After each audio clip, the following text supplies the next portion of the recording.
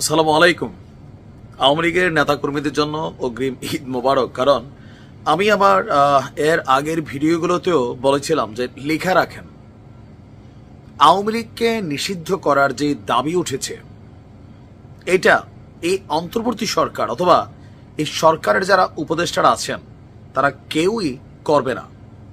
বিষয়টাকে অন্যভাবে ডিল করা হবে, কিন্তু দল হিসাবে বাংলাদেশ আওয়ামী লীগকে নিষিদ্ধ করার জন্য কোনো রকম পরিকল্পনা বা সিদ্ধান্ত এই সরকার নেবে না।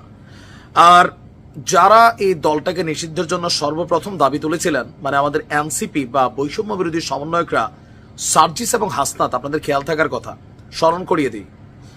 এই সরকার গঠিত হবার পরপরই তারা দুইজন হাইকোর্টে একটা রিট করেছিলেন, ঠিক 24 ঘন্টার মধ্যে তারা তাদের রিটটা তুলে নিয়েছেন। এখন আওয়ামী লীগকে নিষিদ্ধ করার জন্য এই যে বিষয়টা, এটা সরকারকে দিয়া তারা চেষ্টা করতেছিল। তবে ডক্টর মোহাম্মদ ইউনূস নোবেল পাইছে ভাই, দুনিয়াটা ভাইজা খাইছে। 3-0 নিয়ে চিন্তা করে আপনার বোঝা উচিত। ডক্টর আসিফ নজরুল ইসলাম তিনিও ক্ষমতা গ্রহণের পর বলেছিলেন আওয়ামী লীগকে নিষিদ্ধ করা উচিত হবে না। তবে যারা আওয়ামী লীগের মধ্যে মানবতা বিরোধী গণহত্যা অথবা অপরাধ কর্মকাণ্ড চালিয়েছেন এই জুলাই আগস্ট অভ্যুত্থানে, তাদের বিচার হবে। তাহলে গেল গতকালকে রাত্রে আবার ডক্টর মোহাম্মদ ইউনূসের এই বক্তব্যের পর ঢাকা বিশ্ববিদ্যালয় থেকে ব্যান আওয়ামী লীগকে নিষিদ্ধ করতে হবে যে দাবি দেওয়া উঠেছে, আমি আবারও বলি এগুলোতে কোনো কিছুই হবে না। এদের এই দাবিটা এখন কার বিরুদ্ধে? সরকারের বিরুদ্ধে। সরকার কার? এদের। এখন এরা যদি সরকারের বিরুদ্ধে দাঁড়ায় তাহলে বুঝতে হবে যে সরকার ঠাস করে যে কোনো একটা সিদ্ধান্ত নিবার বাংলাদেশের মানুষ এই মুহূর্তে বিশ্বাস করেন আর রাজপথে নামবে না। যে এরাই সরকার বসাইলো, এরাই উপদেষ্টা বানাইলো, আবার এরাই এখন সরকার থেকে নামে রাজনৈতিক দল গঠন করলো, এরাই এখন আবার এই সরকারের সিদ্ধান্তকে নাড়াচাড়া করতেছে, এই সরকারের বিরুদ্ধে আবার রাজপথে নামার আওয়াজ দিচ্ছে। ভাই, জনগণ এখন ব্যক্তি জীবন নিয়ে ব্যস্ত। আওয়ামী লীগ যে অন্যায় করেছে, অপরাধ করেছে, তার দৃষ্টান্তমূলক শাস্তি সবাই চায়। কিন্তু যারা আওয়ামী লীগের রাজনীতি করে নিরপরাধ মানুষ আছেন, আওয়ামী লীগের এই দেশে 40% প্লাস সমর্থক আছে, এদের মধ্যে আপনি ধরতে পারেন হাতে গোনা 2% বা 3% মানুষ সন্ত্রাসী কর্মকাণ্ড বা অপরাধের সাথে জড়িত। কিন্তু বাকি যারা আছেন, এই বিশাল জনগোষ্ঠীর যে ভোট দেওয়ার যে অধিকার, সেটাকে সরকার হাত দিবে না। ভিন্ন রূপে আওয়াজ শুনতেছি যে আওয়ামী লীগ নতুন রূপে আসবে, সম্ভবত সাবের হোসেন চৌধুরীর নেতৃত্বে আওয়ামী লীগ নির্বাচনে আসবে। তবে আওয়ামী লীগে আসবে, নেতৃত্বের জায়গায় আপনি কৌশলগত পরিবর্তন দেখতে পাবেন, কিন্তু আওয়ামী লীগ নির্বাচনে আসবে। এখন এই যে কথাগুলা তিনি কার সাথে বলেছেন? গতকালকে ডক্টর কমফোর্ট ইউরোর নেতৃত্বে ইন্টারন্যাশনাল ক্রাইসিস গ্রুপের একটি প্রতিনিধি দলের সঙ্গে বৈঠকে বসেছিলেন ডক্টর মোহাম্মদ ইউনূস, আর ওখানেই তিনি এই কথাগুলো বলেছেন। পরে প্রধান উপদেষ্টার প্রেস উইং থেকে একটা বিবৃতি আপনার দেওয়া হলো, যেখানে লিখেছে যে আপনার রাজনৈতিক দলগুলোর জুলাই মাসের গণঅভ্যুত্থানের অপরাধের বিষয়ে জাতিসংঘের ফ্যাক্ট ফাইন্ডিং মিশনের প্রতিবেদনের পরিপ্রেক্ষিতে সরকার আওয়ামী লীগ নেতাদেরকে হ্যাগের, নেদারল্যান্ডসের হ্যাগেতে যে আন্তর্জাতিক অপরাধ আদালত আছে সেখানে পাঠানোর সম্ভাবনা নাকচ করেনি।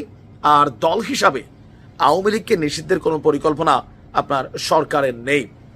আবার জাতিসংঘের যে রিপোর্টটা ছিল সেখানে তারা কিন্তু বলছে যে গণতান্ত্রিক অধিকার হিসাবে আওয়ামী লীগের রাজনীতি করার অধিকার আছে, আওয়ামী লীগকে যেন নিষিদ্ধ করা না হয়। ওইখানে কিন্তু একটা অংশ কিন্তু ইনক্লুডেড। সো সব মিলেয়া আওয়ামী লীগকে শতভাগ নিষিদ্ধের পক্ষে এনসিপি, এনসিপি যারা সার্জিস এবং হাসনাতের মতন দীর্ঘদিন যাবৎ ছাত্রলীগের অভ্যন্তরে ছিল, আবার সময়ের সাথে তারা ছাত্রলীগ থেকে বের হয়েছে, তারাই সবার আগে শেখ হাসিনাকে ফাঁসি দিতে চাচ্ছে, আওয়ামী লীগকে নিষিদ্ধ করতে চাচ্ছে। এই যে দাবিটা, এই দাবিটা কোথাও না কোথাও এখন আর সরকার নিচ্ছে না। কারণ আওয়ামী লীগকে নিষিদ্ধের ব্যাপারে অন্যান্য দলগুলোর খুব যে জোরালো অবস্থান সেটা কিন্তু নাই। এবং ইন্টারন্যাশনালি আপনি দেখেন যে জাতিসংঘ বলছে অংশগ্রহণমূলক নির্বাচন, ইউরোপীয় ইউনিয়ন বলছে অংশগ্রহণমূলক নির্বাচন, আর বাংলাদেশের রাজনৈতিক প্রেক্ষাপটে আওয়ামী লীগ ছাড়া বিএনপির নির্বাচন আর বিএনপি ছাড়া আওয়ামী লীগের নির্বাচন, এটা অংশগ্রহণমূলক বা পাবলিকলি খুব বেশি খাবে না। তারপরে সরকার গঠিত হতে পারে। তবে প্রশ্ন হচ্ছে যে আওয়ামী লীগের নেতৃত্বে কারা থাকবেন? নেতৃত্ব এখন পরিবর্তন হবে, এটা 100%। ডক্টর মোহাম্মদ ইউনূস এটা বলেছেন যে যারা অন্যায় অপরাধ করেছেন তাদের বিচার নিশ্চিত করবে যদি সরকারের হাতে সময় থাকে। তার মানে আওয়ামী লীগ নিষিদ্ধ হচ্ছে না। যারা আওয়ামী লীগের মধ্যে বললাম না 2 থেকে 3% হয়তোবা সারা বাংলাদেশে ক্যালকুলেট করে যারা প্রত্যক্ষভাবে অপরাধ অথবা সন্ত্রাসী কর্মকাণ্ডে অথবা জুলাই আগস্টে সম্পৃক্ত ছিলেন, বাট বাকি যারা আছেন তাদের রাজনৈতিক কারার প্রেক্ষাপটটা আবারও ফিরে আসবে।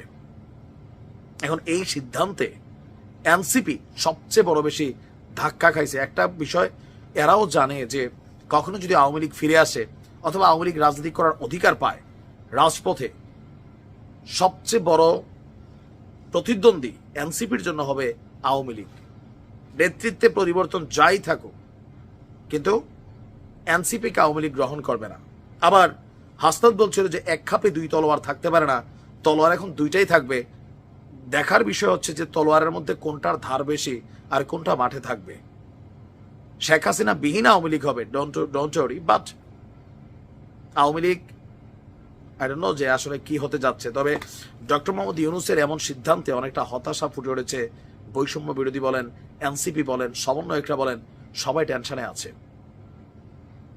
ভালো থাকুন।